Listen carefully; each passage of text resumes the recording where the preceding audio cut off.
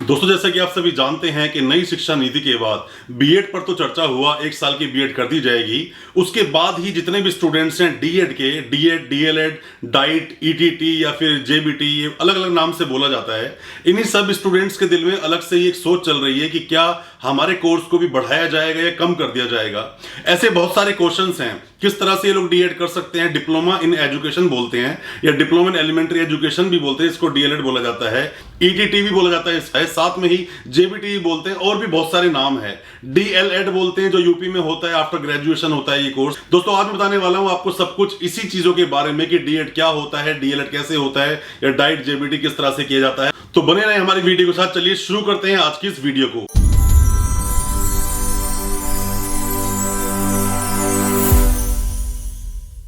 दोस्तों, जैसा कि आपने सुना ही होगा कि यूपी में या बिहार में बहुत ज्यादा वैकेंसीज आती हैं, और भी पूरे हिंदुस्तान में वैकेंसीज आती ही रहती हैं। डीएड करने के लिए स्टूडेंट्स हमेशा तत्पर रहते हैं उसके लिए कि हम डीएड करें। डीएड कंप्लीट करने के बाद में हम प्राइमरी लेवल पे अपने फॉर्म्स भरें और सिलेक्ट हो जाएं, साथ में टीचर बन जाएं। इनको करने के पहले कुछ आती है रिक्वायरमेंट्स, कुछ क्राइटेरिया है इसका करने का। आज हम उसी सब चीजों समझेंगे अपनी इस वीडियो में। दोस्तों, डीएड करने के लिए, डिप्लोमा इन एजुकेशन करने के लिए मैं आपको बताने वाला हूं। मैं शुरू करूंगा हरियाणा से, क्योंकि हरियाणा में डीएड होता है। पहले तो अगर देखा जाए, कई साल पहले की बात कर रहा हूं, 4, 5, 6 या 7 साल पहले की बात अगर हम लोग करें तो दिल्ली के बहुत सारे स्टूडेंट्स जाया करते थे भोपाल या एमपी जाया करते थे डीएड करने के लिए, या बहुत सारे स्टूडेंट्स जाया करते थे जम्मू में करने के लिए, क्योंकि आसपास उनके पास कोई भी ऑप्शन नहीं हुआ करता था और बड़ा ही हेक्टिक हुआ करता था, जाना, वहां रहना, 7-8 दिन का स्टे करना, फिर वापस आना एग्जाम्स देकर। बट जब से ये शुरू हुआ हरियाणा में पहले क्या था, सिर्फ हरियाणा के स्टूडेंट्स ही कर सकते थे डीएड को।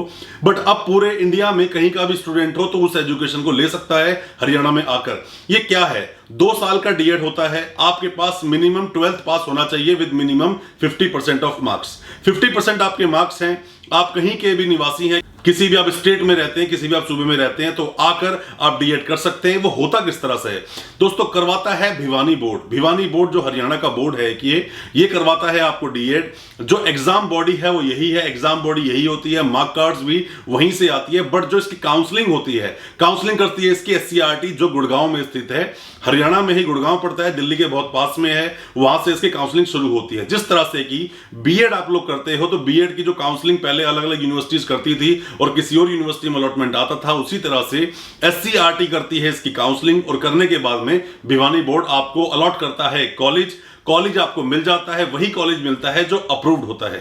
इसके लिए कुछ जरूरी रिक्वायरमेंट्स है, जरूरी क्राइटेरिया है, उसको आप समझें। सबसे पहले तो आपके पास 12th में इंग्लिश का होना जरूरी है। अगर आपके पास 12th में इंग्लिश नहीं थी तो आप डीएड नहीं कर सकते हरियाणा से, उसके लिए आप एलिजिबल ही नहीं हो। साथ में आपके पास 50% मार्क्स होना चाहिए। अब बात अक्सर लोग हमसे पूछते हैं कि सर फीस कितनी है। दोस्तों, मैं फीस की बात करूं, बीएड की जहां फीस ज्यादा है और सस्ते में एडमिशन होता है, वहीं डीएड की फीस कम है पर यह एडमिशन थोड़ा महंगे में होता है।